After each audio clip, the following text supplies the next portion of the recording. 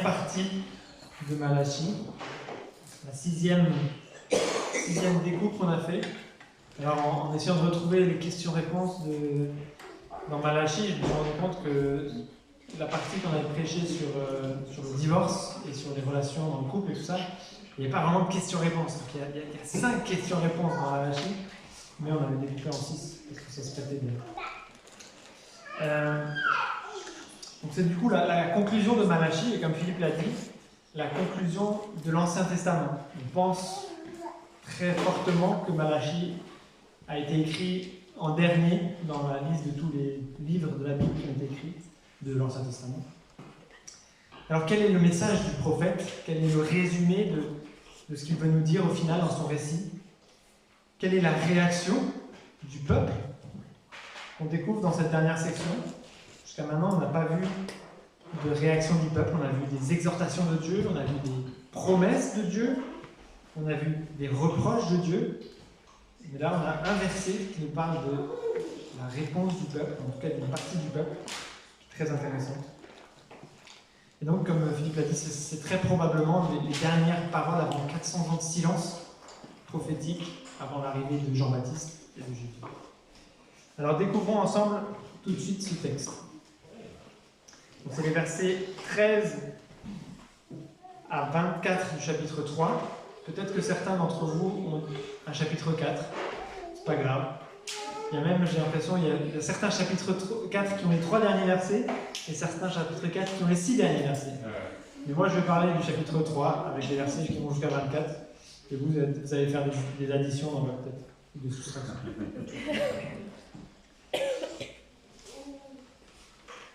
Donc, verset 13 du chapitre 3. Vos paroles sont dures contre moi, dit l'Éternel, et vous dites, qu'avons-nous dit contre toi? Vous avez dit, c'est inutile de servir Dieu. Qu'avons-nous à gagner à respecter ses ordres et à marcher dans le deuil à cause de l'Éternel, le maître de l'univers? Maintenant, nous déclarons heureux les hommes arrogants. Oui, ceux qui font le mal prospèrent. Ils mettent Dieu à l'épreuve et ils en réchappent. Alors, ceux qui craignent l'Éternel se parlèrent l'un à l'autre. L'Éternel fut attentif et il écouta. Un livre de souvenirs fut écrit devant lui pour ceux qui craignent l'Éternel et qui respectent son nom. Ils seront à moi, dit l'Éternel, le maître de l'univers. Ils m'appartiendront le jour que je prépare. J'aurai compassion d'eux, comme un homme a compassion de son fils qui le sert. Et vous verrez de nouveau la différence entre le juste et le méchant, entre celui qui sert Dieu et celui qui ne le sert pas. En effet, voici venir ce jour, brûlant comme un four. Tous les hommes arrogants et tous ceux qui font le mal seront comme la paille. Le jour qui vient les embrasera, dit l'Éternel, le maître de l'univers, et il ne leur laissera ni racine ni rameau. Mais pour vous qui craignez mon nom, le soleil de justice se lèvera, et la guérison sera dans ses rayons. Vous sortirez en bondissant comme les veaux d'une étable. Vous piétinerez les méchants, car ils seront comme de la poussière sous la plante de vos pieds. Le jour que je prépare, dit l'Éternel, le maître de l'univers. Souvenez-vous de la loi de mon serviteur Moïse. Je lui ai donné en Horeb, pour tout Israël, des prescriptions et des règles. Je vous enverrai le prophète Élie avant que n'arrive le jour de l'Éternel, ce jour grand et redoutable. Il ramènera le cœur des pères vers leurs enfants et le cœur des enfants vers leurs pères, de peur que je vienne frapper les pays de destruction. Fin de l'Ancien Testament. Apparemment, il y a des gens qui ont essayé de changer un peu l'ordre des derniers versets pour que ça finisse un peu mieux. Dans la version de septembre, apparemment, ils ont changé.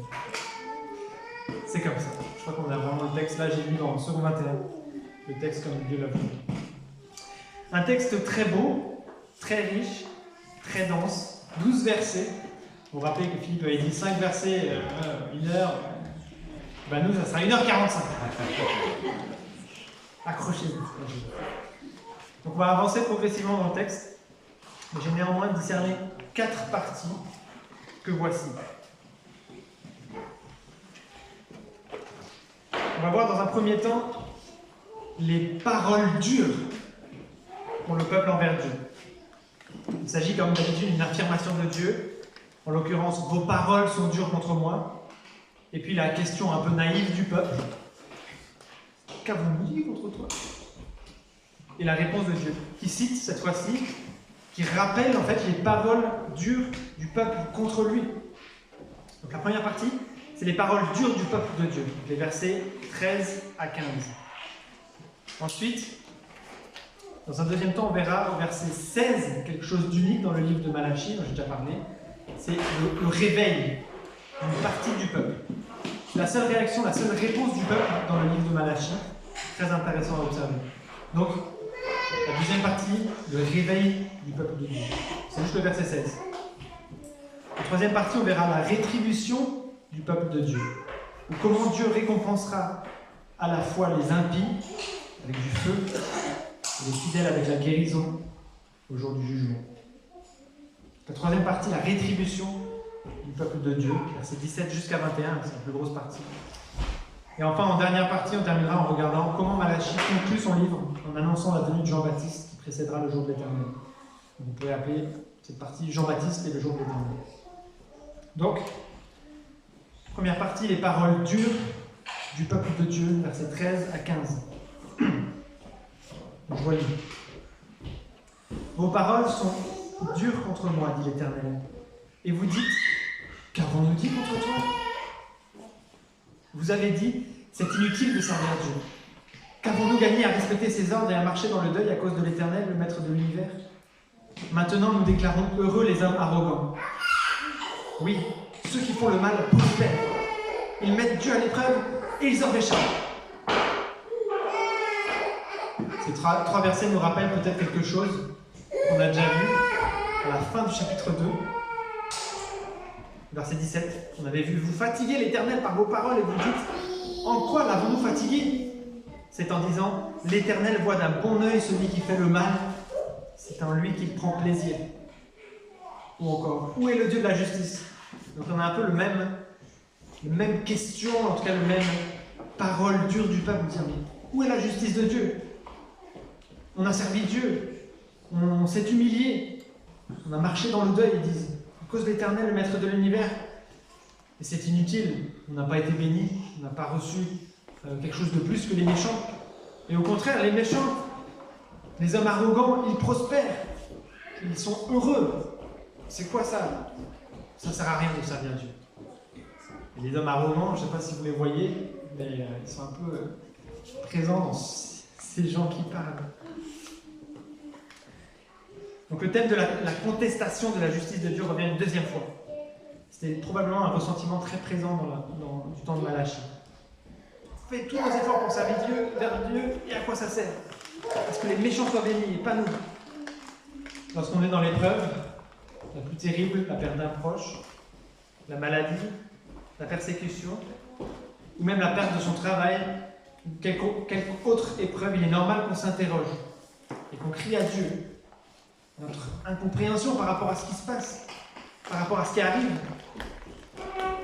Comme on l'a vu dans le psaume 10 tout à l'heure, le psalmiste crie à Dieu. Pourquoi c'est comme ça? C'est normal de crier à Dieu, c'est bien. Ça ne serait pas bien de rester avec notre ressentiment et de s'isoler, de ne pas parler à Dieu.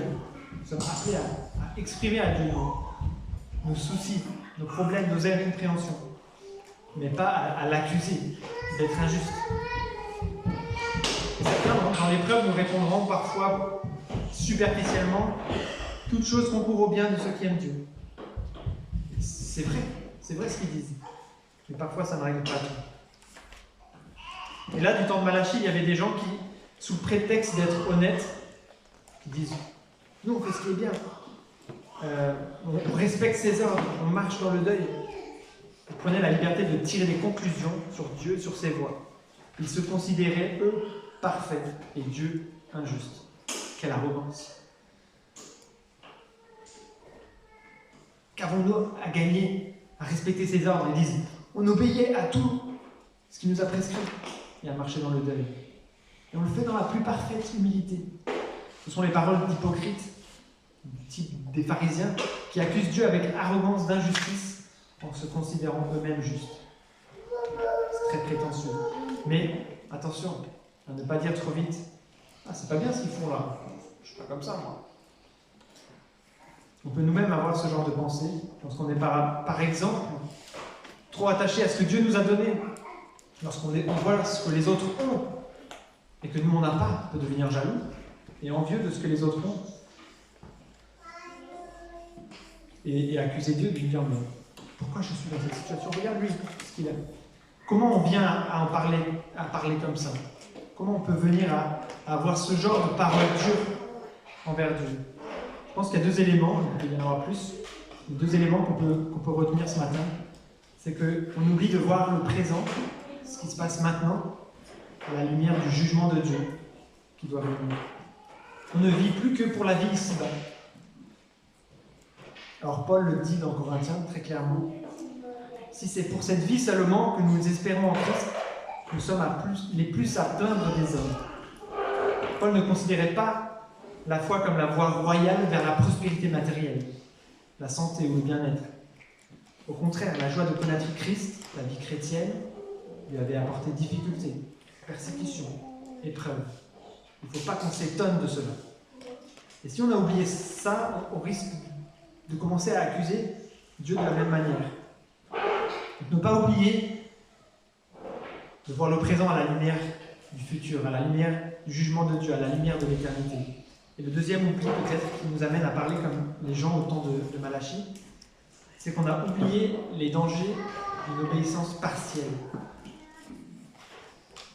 L'un des plus grands problèmes que rencontrait Malachie en essayant de ramener ces gens à Dieu, c'est qu'ils pensaient s'être entièrement donnés à Dieu. Ils disent, Malachie, nous avons servi Dieu, nous n'avons reçu aucune bénédiction, nous avons perdu notre temps à le servir.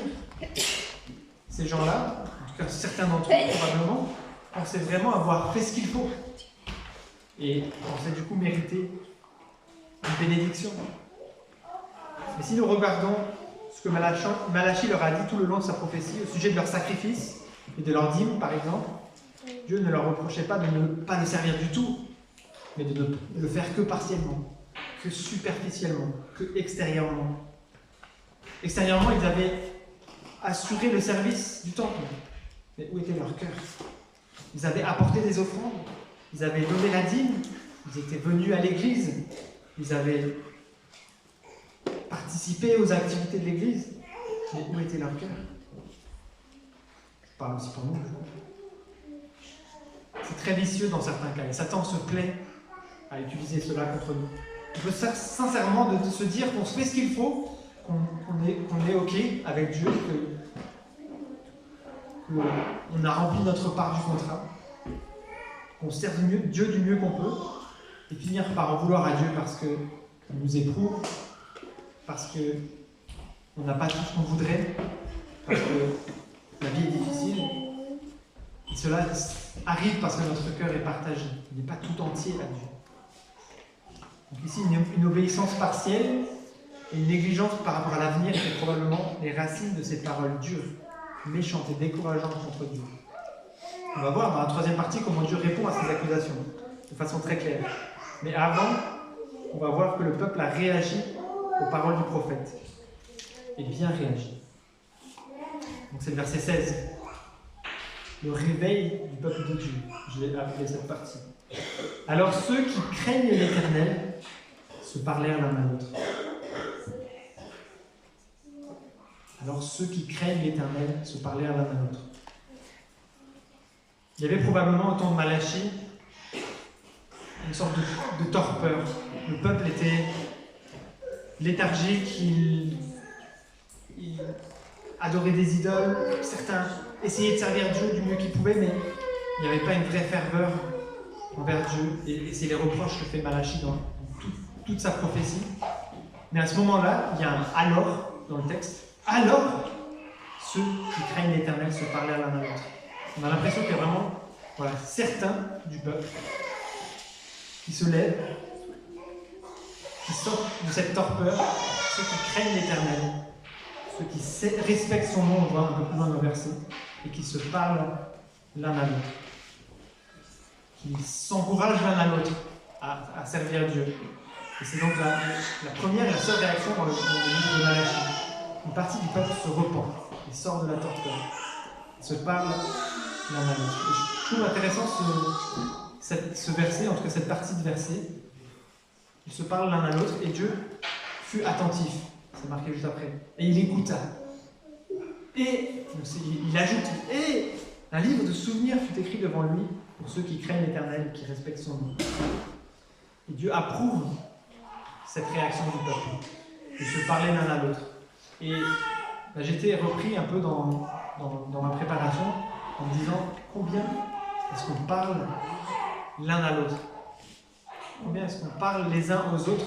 Pas seulement des soucis de la vie de tous les jours, de ce qu'on a fait pendant la semaine, de ce qu'on projette, ce qu'on a comme projet, ce qui nous est arrivé, les vacances qu'on a passées, mais combien on parle de ce que Dieu est en train de faire dans nos vies. Combien on parle de ce qu'on a compris et ce qu'on découvre de Dieu dans notre lecture de tous les jours ou dans notre relation avec lui. Combien on s'encourage les uns les autres à avancer avec Dieu. Il y a vraiment le peuple qui se réveille, qui se lève et qui se parle, qui s'encourage les uns les autres dans ce réveil, dans cette volonté de faire ce que l'Éternel veut, de craindre l'Éternel, de consacrer leur vie tout entière à Dieu. De quoi on parle dans nos familles pendant la semaine? Est-ce qu'on prend régulièrement du temps pour parler de Dieu avec notre femme, avec nos enfants, avec les croyants qui nous entourent? Ou est-ce que ça se limite seulement au culte le dimanche, peut-être à des cultes de famille prévus dans le temps? Voilà, c'est une réflexion que je me suis faite et que je vous soumets. Est-ce qu'on ne devrait pas plus se parler les uns les autres de ce que Dieu fait, de ce que Dieu est, de ce que Dieu a fait dans nos vies? Et j'aimerais lire à ce propos un passage que vous connaissez très bien dans Deutéronome 6, où Dieu dit « Les commandements que je te donne aujourd'hui seront dans ton cœur. Tu les répéteras à tes enfants. Tu en parleras quand tu seras chez toi, quand tu seras en voyage, quand tu te coucheras et quand tu te lèveras. Tu les attacheras à tes mains comme un signe et ils seront comme une marque entre tes yeux. Tu les écriras sur les montants de la porte de ta maison et sur les portes de tes villes. » Et quelque part, dans un commentaire, j'ai lu une réflexion intéressante. Quand on arrive dans le Nouveau Testament, donc il y a Jean-Baptiste, il y a Jésus. Jésus arrive au temple quand il avait 12 ans. Et il y a ces deux personnages qui attendaient Jésus. Il y a Anne, la prophétesse, et Siméon. Et quelque part, c'est un peu, on pourrait dire, c'est un peu les descendants spirituels de ces gens qui se sont réveillés à ce moment-là, de ceux qui craignent l'Éternel et se parlaient l'un à l'autre. Ils étaient au temple et sûrement qu'ils partageaient tous les jours de leur attente de ce Messie, de celui qui devait venir. Et le jour où il est arrivé, quelle joie! Et je nous encourage à prendre exemple sur eux, dans cette consécration totale à Dieu. Ils attendaient le retour de Jésus. Ils parlaient de Jésus aux gens qui les entouraient. Ils étaient là dans le temple, ils étaient là pour servir Dieu. C'est un bel exemple pour nous. Donc voilà, ça c'est la deuxième partie, le réveil du peuple de Dieu. Puis on arrive du coup à Dieu qui répond à l'accusation de la première partie. Dans la partie 3, la rétribution du peuple de Dieu, versets 17 à 21. Alors je vais relire cette partie un peu plus importante, qui suit du coup ce réveil. « Ils seront à moi, dit l'Éternel, le Maître de l'univers. Ils m'appartiendront le jour que je prépare. J'aurai compassion d'eux, comme un homme a compassion de son fils qui le sert. » Il parle de ces personnes qui craignent l'Éternel. Et vous verrez de nouveau la différence entre le juste et le méchant, entre celui qui sert Dieu et celui qui ne le sert pas. Mais on dirait qu'il s'adresse aussi, ou principalement, aux impies. Il leur dit, vous verrez de nouveau la différence entre le juste et le méchant. Il répond à ceux qui l'interrogeaient pour dire, est-ce que ça sert à quelque chose de te servir? Tu bénis les méchants. Et là, il leur dit, vous verrez de nouveau, vous allez réaliser que vous soyez à moi ou non, la différence entre le juste et le méchant, entre celui qui sert Dieu et celui qui ne le sert pas. Et voilà, il décrit ensuite ce qui va leur arriver. Verset 19. En effet, voici venir ce jour, brûlant comme un four. Tous les hommes arrogants et tous ceux qui font le mal seront comme la paille. Le jour qui vient les embrasera, dit l'Éternel, le Maître de l'univers. Il ne leur laissera ni racine, ni rameaux. Mais pour vous qui craignez mon nom, le soleil de justice se lèvera, et la guérison sera dans ses rayons. Vous sortirez en bondissant comme les veaux d'une étable. Vous piétinerez les méchants, car ils seront comme la poussière sous la plante de vos pieds le jour que je prépare de l'Éternel, le Maître de l'univers. Il y a deux alternances entre bénédiction pour les fidèles, ou plutôt pour ceux dont Dieu a eu compassion, et je vais revenir là-dessus, et malédiction pour les accusateurs et les impies, pour ceux qui ne se repentent pas, pour ceux qui ne craignent pas Dieu. Et donc verset 12, verset 17, le premier de cette section, Dieu dit « J'aurai compassion d'eux, comme un homme a compassion de son fils qui le sert. » Et c'est important de se rappeler de cela. Ce n'est pas par nos propres forces qu'on craint Dieu. Ce n'est pas par notre propre force qu'on mérite la bénédiction que Dieu annonce ici. Mais c'est Dieu qui a compassion de nous. J'aurai compassion d'eux, comme un homme a compassion de son fils. Ils m'appartiendront, ils seront à moi. C'est Dieu qui agit dans nos vies. On n'a pas de mérite. Et cette image, elle est forte, je trouve. J'aurai compassion d'eux comme un homme a compassion de son fils qui le sert. Le fils, dans cette image, est probablement un enfant qui ne coche pas toutes les cases pour son papa, qui soit a désobéi, on peut prendre l'image du fils prodigue, et le père du fils prodigue a eu compassion. Il l'a attendu jusqu'à ce qu'il revienne. Le fils n'a pas mérité cette compassion, n'a pas mérité d'être accueilli à nouveau chez son père, mais il a été accueilli. Et une autre image qu'on pourrait donner, c'est par exemple, imaginons le bébé qui est dans le ventre de ma femme et qui naît aveugle. Il s'appelle Guagua, si jamais vous posez la question. C'est un surnom. S'il naissait aveugle,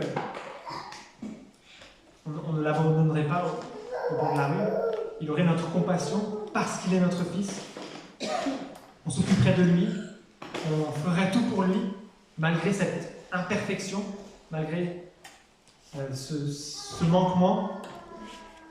Et je pense que c'est bon de se rappeler de ça. Dieu est notre Père, il prend soin de nous, il a compassion de nous, et c'est pas nous qui méritons cette compassion-là. Nous, on mérite seulement le châtiment qu'il annonce plus tard. On mérite simplement de brûler, comme de la paille, comme tous ceux qui font le mal, parce que nous avons fait le mal, parce que nous faisons le mal. Et si on ne brûle pas, si au jour du jugement, on ne sera pas condamné, ce n'est que par grâce, parce que Dieu nous a eu compassion de nous, parce que Dieu nous a sauvés. Et donc on arrive à cette image assez intéressante du soleil de justice qui se lève et la guérison qui sera dans ses rayons. Est-ce que vous avez une idée de qui ce soleil de justice représente? Les enfants. Vous n'avez pas besoin d'écouter ma question, répondez juste. C'est quoi la réponse? Jésus. Bravo. Alors, la question c'est qui ce soleil de justice? Le soleil de justice se lèvera et la guérison sera dans ses rayons. C'est Jésus. J'aimerais contempler un peu cette image qui est très belle, d'un soleil qui se lève. Je ne sais pas si vous avez déjà expérimenté ça le matin, peut-être que vous n'êtes pas bien, vous vous réveillez, vous avez mal dormi, vous êtes réveillé plein de fois la nuit. Et voilà, le soleil se lève, un beau soleil matinal qui traverse la fenêtre de votre chambre. Ça réchauffe, ça nous réconcilie quelque part avec la nuit qui vient de se passer. Et la guérison sera dans ses rayons. Donc c'est vraiment poétique, ce passage. La guérison sera dans ses rayons. Et Dieu nous bénit à travers la venue de Jésus. C'est ça qu'il annonce là dans Malachie. Vous sortirez en bondissant comme les veaux d'une étable. Et j'aimerais juste que vous imaginiez un moment le ciel d'un bleu azur et le soleil radieux que vous pouvez voir sur les publicités pour faire un voyage en Égypte, pour visiter les pyramides là. Un beau soleil, un ciel radieux. C'est à la campagne, tôt le matin, pendant les mois d'été. Il n'a pas plu depuis des semaines et le pays est terriblement sec. Le soleil monte à l'horizon et commence à brûler le chaume dans les champs. Le jour est brûlant comme un four, verset 19. La chaleur devient insupportable et continue d'augmenter, puis les rayons étant peut-être concentrés, en passant à travers un morceau de verre qui traînait par là, tout à coup la végétation s'enflamme. Elle qui était desséchée, elle prend feu. Bientôt les champs sont enflammés aussi loin que le regard peut porter. Des étincelles volent, la fumée monte et le feu s'étend au-delà de tout contrôle en détruisant tout sur son passage. Le lever du soleil ce jour-là a entraîné une terrible destruction. Et voici, à quelques kilomètres de là, une scène bien différente. Il y a là des jeunes veaux qui ont été enfermés dans un vieux hangar sale, puant, obscur, pendant des semaines, comme si le fermier les avait oubliés. Et là, vous pensez à ce peuple d'Israël qui semblait oublié de Dieu. Voilà, les méchants prospèrent et nous, enfermés. On était oubliés. La vie est dure, ils sont souffrants et agités dans leur enclos. Et ce jour-là, le fermier les laisse sortir pour la première fois au soleil. Et c'est merveilleux. Verset 20. C'était comment déjà ? Vous sortirez en bondissant comme les veaux d'une étable. C'est merveilleux. Ils sentent la douce chaleur du soleil sur leur dos. Ils profitent de l'air chaud. Et avant longtemps, ils courent et sautent de joie sur les cendres des champs calcinés. Verset 21. Pour ces animaux, il s'agit d'un jour de délivrance, de guérison, de rafraîchissement joyeux. J'ai repris un peu cette image dans un commentaire que j'ai lu et que je trouve très belle parce qu'elle représente les deux effets du soleil. Aux uns, il a apporté la joie et aux autres, la destruction totale. C'est là le tableau du jour de l'Éternel, le jour du jugement que nous peint Malachie. Le soleil, Jésus, vient pour sauver ceux qui ont été élus, ceux dont Dieu a eu compassion, et vient pour juger ceux qui ont fait le mal. Certains se demandaient à l'époque de Malachie, comme on l'a vu, s'il valait ou non la peine de servir Dieu. Cela va-t-il la peine d'être chrétien, de prendre sa croix et de s'engager pour la vie entière dans un combat contre le péché? Malachie enseigne qu'à la lumière du dernier jour, cela en vaut profondément la peine. Et demandons-nous à qui cet avertissement du jour de Seigneur s'adresse-t-il? Aux gens du monde qui rejettent Dieu ouvertement? Oui, certainement. Ils doivent prendre garde parce que ce jour arrive et ils seront jugés.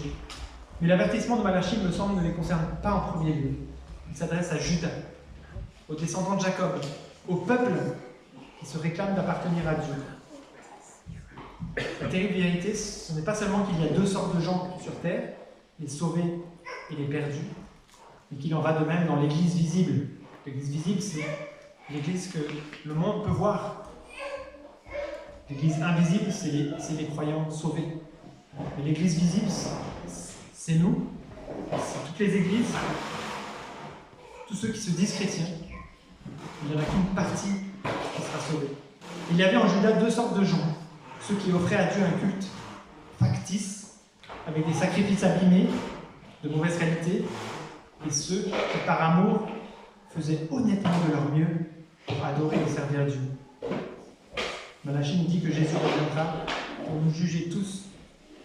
Et j'aimerais nous rappeler cette parabole que Jésus nous a donnée, la parabole des 10 vierges. Alors le royaume des cieux ressemblera à 10 jeunes filles qui ont pris leur lampe pour aller à la rencontre du marié. 5 d'entre elles étaient folles et 5 étaient sages. Celles qui étaient folles ne prirent pas d'huile avec elles en emportant leur lampe, tandis que les sages prirent avec leur lampe de l'huile dans des vases. Comme le marié tardait, tous s'assoupirent et s'endormirent. Au milieu de la nuit, on cria « Voici le marié, allez, sa rencontre. Alors toutes ces jeunes filles se réveillèrent et préparèrent leurs lampes. Les folles dirent aux sages, donnez-nous de votre huile, car nos lampes s'éteignent. Les sages répondirent, non, il n'y en aurait pas assez pour nous et pour vous. Allez plutôt chez ceux qui en vendent et achetez-en pour vous. Pendant qu'elles allaient en acheter, le mari arriva. Celles qui étaient prêtes entrèrent avec lui dans la salle des noces et la porte fut fermée. Plus tard, les autres jeunes filles vinrent et dirent, Seigneur, Seigneur, ouvre-nous. Mais il leur répondit, je vous le dis en vérité, je ne vous connais pas. Restez donc vigilants, puisque vous ne savez ni le jour, ni l'heure où le Fils de l'homme viendra. C'est un rappel que nous fait Malachie, c'est un rappel que nous fait Jésus. Il n'y a que ceux qui craignent Dieu, qui respectent son nom, que ceux qui veillent, qui seront sauvés. Et c'est important de s'en rappeler et d'examiner nos vies pour savoir si nous sommes des pharisiens ou si nous sommes des enfants de Dieu qui le servent vraiment, qui ont été sauvés et qui ont répondu à son appel en consacrant leur vie à Dieu. Un peu plus tôt dans Matthieu, Jésus avait dit, ceux qui me disent Seigneur, Seigneur n'entreront pas tous dans le royaume des cieux, mais seulement celui qui fait la volonté de mon Père céleste. Beaucoup me diront ce jour-là, Seigneur, Seigneur, n'avons-nous pas prophétisé en ton nom? N'avons-nous pas chassé des démons en ton nom? N'avons-nous pas fait beaucoup de miracles en ton nom? Alors je leur dirai ouvertement, je ne vous ai jamais connus. Éloignez-vous de moi, vous qui commettez le mal. Beaucoup de soi-disant chrétiens risquent d'avoir une mauvaise surprise. C'est une pensée qui peut terrifier et qui, en tout cas, moi, m'attriste beaucoup de penser à cela. Et je nous encourage donc à considérer nos vies à la lumière de ce qu'on vient de voir. Sommes-nous de ces pharisiens évangéliques, comme le décrivait ce commentateur, enveloppés du sépulcre blanchi de la saine doctrine et d'une vie respectable, mais l'intérieur rempli de l'odeur infecte de l'absence de l'amour pour Jésus? Il n'est pas trop tard pour venir ou revenir au Seigneur, pour lui consacrer entièrement nos vies, pour se réveiller, pour prendre notre croix et le suivre, quelles qu'en soient les conséquences, les inconforts, les souffrances de cette vie ici-bas. Le jour de l'Éternel vient, et c'est une certitude. Et donc on arrive à la dernière partie, le jour de l'Éternel. On va lire encore rapidement cette section, versets 22 à 24. Souvenez-vous de la loi de mon serviteur Moïse. Je lui ai donné en Horeb pour tout Israël des prescriptions et des règles. Je vous enverrai le prophète Élie avant que n'arrive le jour de l'Éternel, ce jour grand et redoutable. Il ramènera le cœur des pères vers leurs enfants et le cœur des enfants vers leurs pères, de peur que je ne vienne frapper le pays de destruction. Voilà les dernières paroles de l'Ancien Testament. Elles sont solennelles. Malachie exhorte les Israélites à se souvenir et à obéir à la loi de Moïse. La loi de Moïse qui est la loi de Dieu, que Dieu a donnée à Moïse. En Horeb, il le dit dans le texte, pour tout Israël, pour tout le peuple de Dieu. Est-ce que c'est pour qu'ils soient prêts, qu'ils soient purs, qu'ils soient parfaits lorsque Jésus reviendra? Il leur dit, obéissez à la loi de Moïse, souvenez-vous de la loi de Moïse, ou plutôt que la loi révèle leur incapacité à plaire à Dieu. Je vais vous lire le texte de Galates 3, de Paul, qui nous parle de cela. Pourquoi donc la loi? Elle a été ajoutée ensuite à cause des transgressions. Jusqu'à ce que vienne la descendance à qui la promesse avait été faite, elle a été promulguée par des anges au moyen d'un médiateur. Un médiateur n'intervient pas quand il y a une seule partie. Or là, Dieu est seul. La loi est-elle donc contre les promesses de Dieu? Certainement pas. Si une loi qui puisse procurer la vie avait été donnée, la justice viendrait réellement de la loi. Mais l'Écriture a déclaré le monde entier prisonnier du péché, afin que ce qui avait été promis soit accordé par la foi en Jésus-Christ à ceux qui croient. Et je pense que c'est dans cet esprit-là que cette exhortation a été donnée au peuple d'Israël. Souvenez-vous de la loi de mon serviteur Moïse. Souvenez-vous de la loi et réalisez que vous êtes pécheurs. Vous avez besoin d'un sacrifice ultime pour qu'il paye à votre place la punition que vous méritez à cause de vos péchés. Et en même temps, se souvenir de la loi essayer de respecter la loi, c'est une marque qui montre que nous sommes à Christ, que nous craignons Dieu, que nous respectons son nom, que nous faisons tout pour lui plaire, même si on n'arrive pas, ou que partiellement. Et puis le verset 23 nous parle d'Élie. Est-ce que vous savez qui représente de qui Malachie parle quand il parle d'Élie? Est-ce que les enfants, vous savez? Quand il parle d'Élie ici, ce n'est pas Élie du passé qui va ressusciter, mais c'est Jean-Baptiste. Très bien.